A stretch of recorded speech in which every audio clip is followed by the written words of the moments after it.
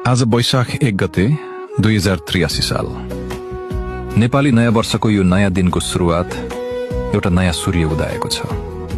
एउटा नयाँ अध्याय खुलेको छ र तपाईको जीवनमा एउटा नयाँ मौका आएको छ। सम्झनुस् 2082 सालमा कति संघर्ष गर्नुभयो, कति रात निद्रा परेन, कति पटक थाकेर ढल्नु पर्यो, तर तपाई उठ्नुभयो।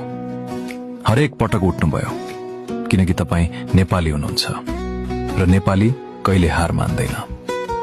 आज वैशाख 1ले हामीलाई भन्दैछ बितेका दुःखलाई बिर्सिनुस्, गरिएका गल्तीबाट सिक्नुस् र अब अगाडि बढ्नुस्। तपाईको सपना सानो छैन, तपाईको क्षमता कमजोर छैन, बस विश्वास राख्नुस् आफ्नै मनमा। आज आफ्ना आमा बुवालाई अंगालो मार्नुस्, दाजुभाइ दिदीबहिनीलाई फोन गर्नुस्, साथीलाई भन्नुस् नयाँ वर्षको शुभकामना साथी।